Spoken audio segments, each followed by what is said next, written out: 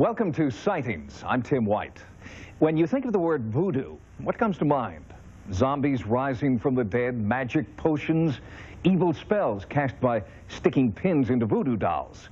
Well, these may be the popular voodoo images learned from pulp fiction, but they aren't reality. While real voodoo practiced in the United States is more benign than you may think, black magic disguised as voodoo is more evil than you can imagine. In November 1991, the law catches up with reputed Florida drug lord Romeo Mathis. For the past 4 years, many people believe Mathis has controlled a $1 million drug empire with powers he acquired through black magic. In fact, documents have been found showing Mathis targeted 58 people for spells intended to cause death. Among those allegedly cursed were a U.S. attorney, a federal judge, and a prosecutor. The black magic spells evoked by Mathis have been called voodoo. But real voodoo is not black magic. It is a complicated religion, almost completely misunderstood by the uninitiated.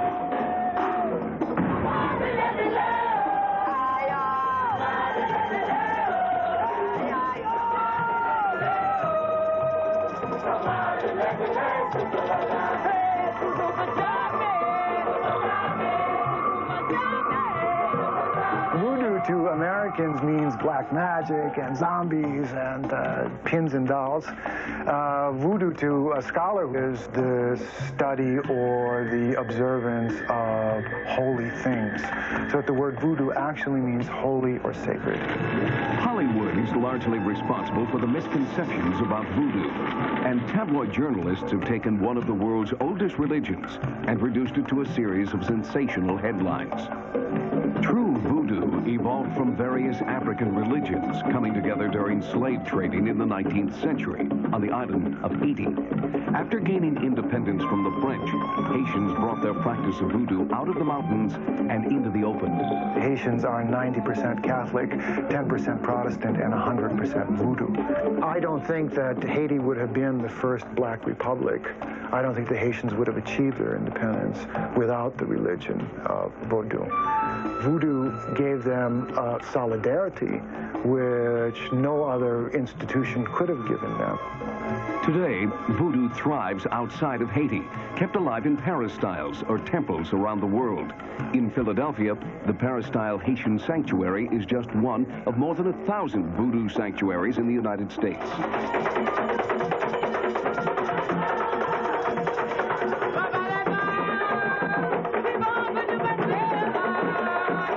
Voodoo has become synonymous with the word evil and satanic. So it's something that everybody hates and know nothing about.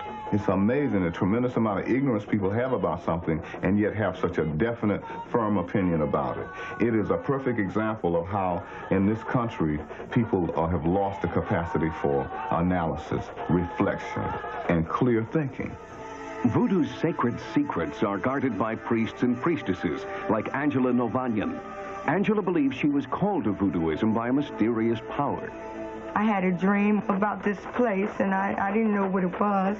I went to the travel agent, and they showed me pictures. That's where I want to go. They said, that's Haiti. And I was very sick, and I lost my job. I didn't have anything to lose. I went to Haiti, and I became a priestess there. The voodoo service involves a complicated series of rituals and ceremonies. Drumming and singing are used to call spiritual forces, or loas, to visit the congregation. Believers claim to have a direct line to the spirit world when loas temporarily possess the priests and talk through them.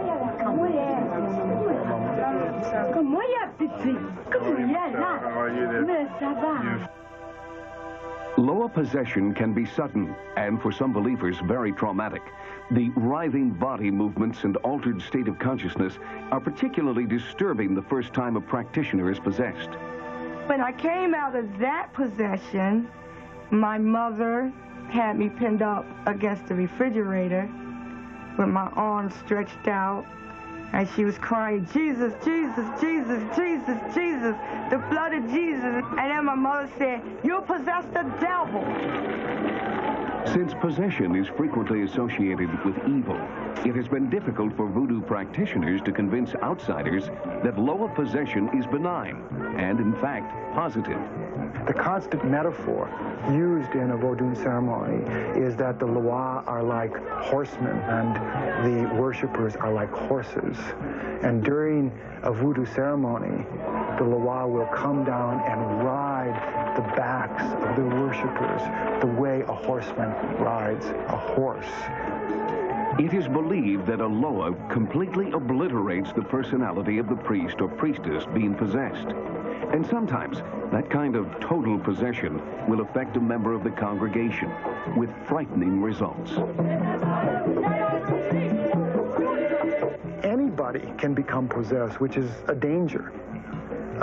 Because not anyone can handle possession. There's a word in Haitian Creole, the word is bossal, which means wild. And if a person hasn't been properly initiated, if she or he is contacted by the energy of the Loa, is basically out of control. The first time that I got hit lightly with a possession, I was quite shocked.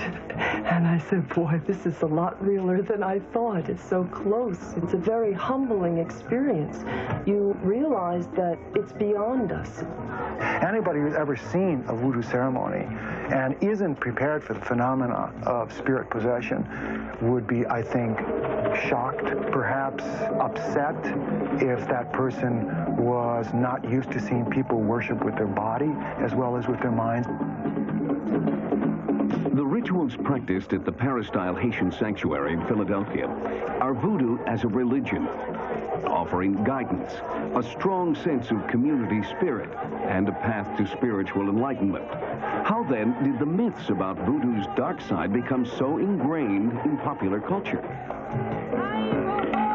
Some scholars believe it happened here in New Orleans early in this century, when voodoo was popularized, some say commercialized, by priestess Marie Laveau. One blue candle I brought as a special offering for the spirit of Marie Laveau, because blue was her favorite color, and she always wore a blue shawl.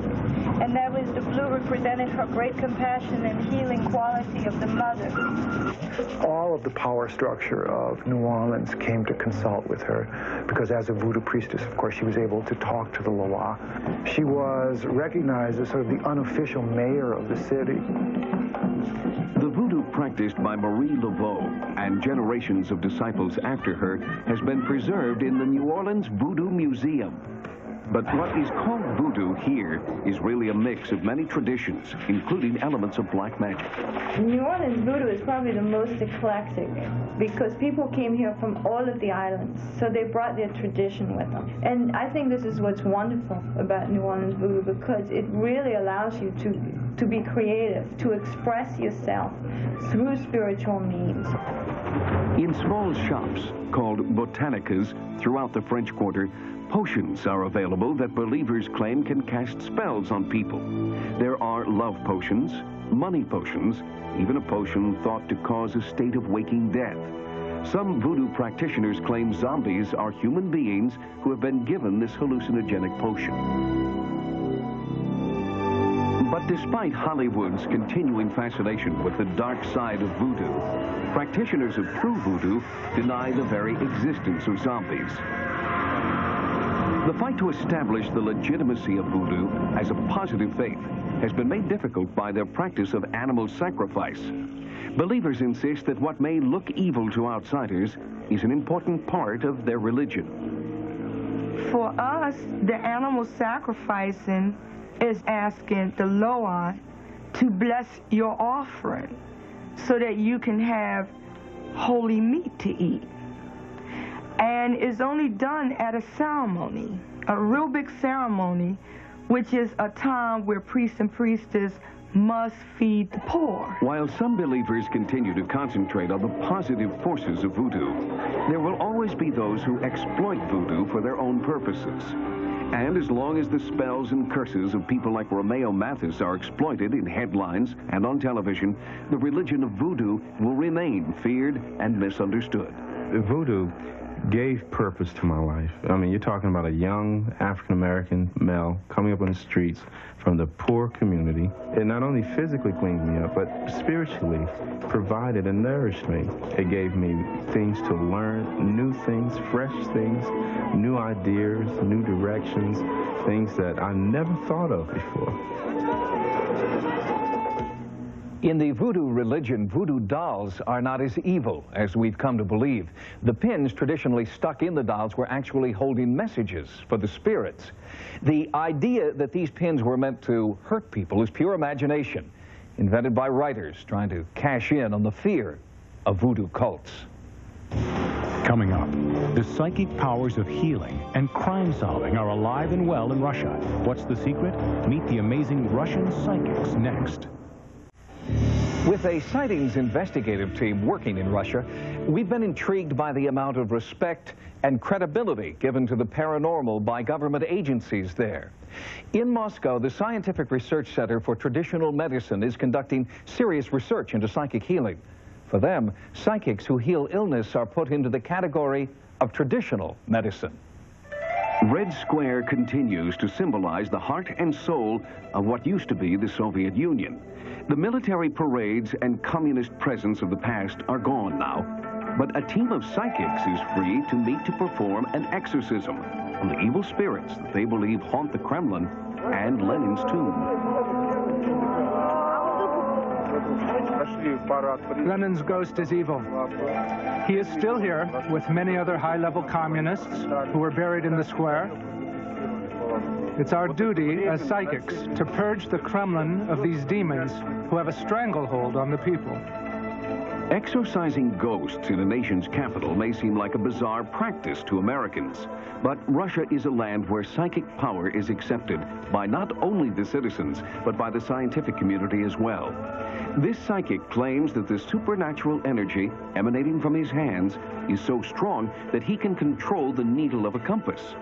And beyond street demonstrations like this, psychics work with doctors to reportedly heal a variety of life-threatening illnesses.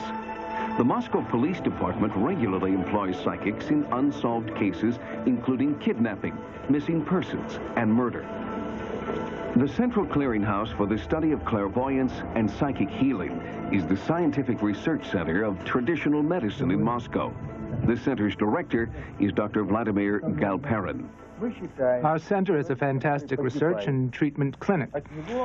After conferring with their own doctors, patients make appointments for sessions with our psychic healers.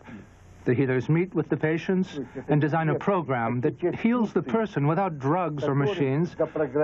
Our psychics are the best in the world and have documented results without even touching the person. Dr. Galperin backs up his claims with data and statistics from years of scientific study. He claims his psychics have had success with cases where medical doctors have given up hope. People with terminal illnesses see this center as their last chance. Every psychic on our staff is certified yearly by the scientific committee. They test the psychic's powers and verify their abilities. Only board-certified healers work here. We guard against charlatans and fakes. There's too much important work to be done. In addition to healing, the psychics working at the center have branched out into other areas. Here, Moscow police detectives ask the psychics' help in solving a missing persons case. A man came from Prisk to Moscow to visit relatives. After visiting, he disappeared without a trace. The number of unsolved crimes in Moscow has risen dramatically. Overworked police are using every means possible to solve crimes.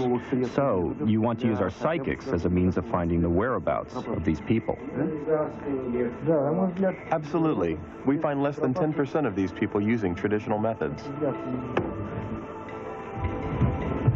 The police files are presented to the staff in a roundtable meeting. Dr. Galperin asks each psychic to focus on the energy of the victim. This is not black magic. Our psychics have gifts from God that they use to focus and interpret energy particles that are too small to be detected by standard instruments. They use photographs only as a tool to help them visualize. The observations of each psychic are recorded, and the results are startling. The group unanimously agrees as to the fate of the victim. They say that the man in this photograph was brutally murdered by organized crime because he knew too much. The psychic Podliagan receives the clearest visions. And working with a Moscow street map, he indicates exactly where he believes the man's body can be found.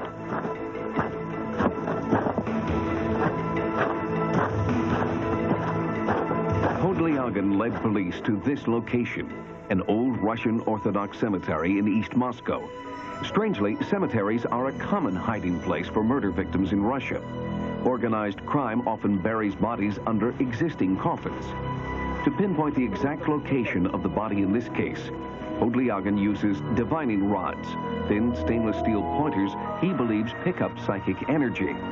It's a macabre form of dowsing, designed not to find water, but bodies. Podliagan concludes that the body is within 30 meters of this location. The group then relays their findings to police detective Mikhail Ivanovich, who has had success working with psychics in the past. I've worked many cases with Podliagan, and I know him to be correct more than 80% of the time. The case we are currently investigating is no different. In the past, we have brought in the canine squad with a homicide detective.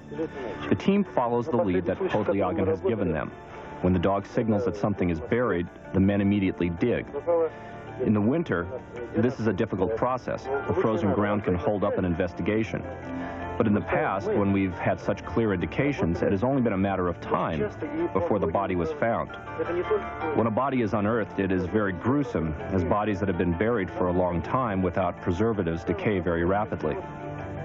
Once the positive ID is made with police techniques, the case is closed and we can all go home. I cannot say that every case has a positive resolution, because many crimes just remain unsolved. But despite his cautious attitude, Detective Ivanovich remains hopeful that psychics like Podliagan will be a successful addition to his department. During our investigation, Podliagan believes he has located the exact location of this victim, buried directly underneath the coffin in this burial plot. At the time of our investigation, the frozen ground and a scarcity of resources forced the police to postpone digging at this site. Everything is difficult in Moscow right now. Our access to the necessary equipment is limited. We are frustrated because we would like to dig immediately, but the case must wait until spring when the ground is softer. The investigation will continue at that time. The tragedy of cases like this one takes its toll on the psychics, but they are encouraged by the healing work that they're also involved with at Dr. Galperin's research center. We have many people who want to invest in our work, and we want to teach the world about these things. It's exciting to help so many people find health. And for those we cannot save, we can at least illuminate the mystery, and with a light on mystery, we will be led to true understanding. Moscow police have now confirmed that after the spring thaw, they will dig at the site indicated by the psychic Podliagan. The fact that the Moscow Police Department credits their psychic detectives with an 80% success rate is astounding. Perhaps with the new spirit of openness between Russia and the United States, some of their psychics may soon be invited here to test their accuracy on American soil. Coming up next, has science discovered the cosmic secret to time travel?